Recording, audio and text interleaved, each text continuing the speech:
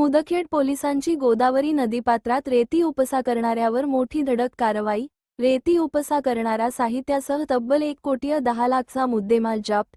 New पृथ्वीविश्व live news network आवाज जनसामान्याचा। पाहूया मुदखेड पोलिसांची रेती माफियावर विशेष कारवाई। मुदखेड नांदेड जिल्ह्यातील मुदखेड पोलीस ठाण्याच्या हद्दीत गोदावरी नदीपात्रातून सुरू असलेल्या अवैध रेती उत्खननाविरुद्ध मुदखेड पोलिसांनी धडक कारवाई करत सुमारे 1,01,00,000 रुपये किमतीचा मुद्देमाल जप्त केला आहे।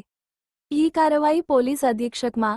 डॉ. नीलाभ रोहन यांच्या मार्गदर्शनाखाली सुरू केलेल्या विशेष मोहिमेअंतर्गत करण्यात आली। गोपनीय माहितीवरून छापा माहितीप्राप्तीनुसार दिनांक 2 ऑगस्ट 2026 रोजी धीरज चव्हाण, प्रभारी अधिकारी, मुदखेड यांना माहिती मिळाली की वासरी शिवार येथील गोदावरीचे नदीपात्र काही लोक लोखंडी बोटी व हायपरच्या सहाय्याने शासनाची कोणतीही वैध परवानगी न घेता मोठ्या प्रमाणावर रेती उपसा करत आहे। तत्काळ महसूल विभागाला माहिती देऊन महसूल व पोलीस विभागाचे संयुक्त पथक घटनास्थळी पोहोचले। स्थळावरून मोठ्या प्रमाणात यंत्रसामग्री जप्त। घटनास्थळी छापा टाकल्यावर आरोपी यांत्रिक पद्धतीने रेती उपसा करीत असल्याचे आढळले। पोलिसांच्या चाहूल लागताच काही जण पळून जाण्याचा प्रयत्न करत असताना घटनास्थळी उपलब्ध यंत्रसामग्री पोलिसांनी ताब्यात घेतली।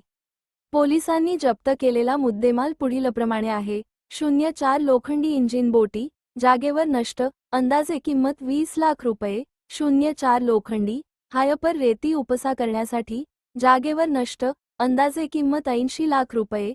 गोदावरी नदीपात्रातून काढलेली अंदाजे 20 ब्रास रेती, अंदाजे किंमत 1 लाख रुपये।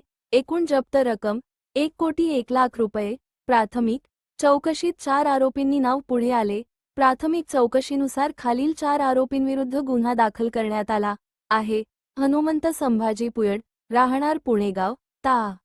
मुदखेड ज्ञानेश्वर बळीराम पुयड, राहणार पुणेगाव, ता. मुदखेड दिलीप माधव कांजाळकर, राहणार वासरी, ता.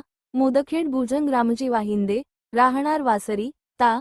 मुदखेड मुद्दा व पुढील कारवाई। मुदखेड पोलीस ठाण्यात गुन्हा आहे गु.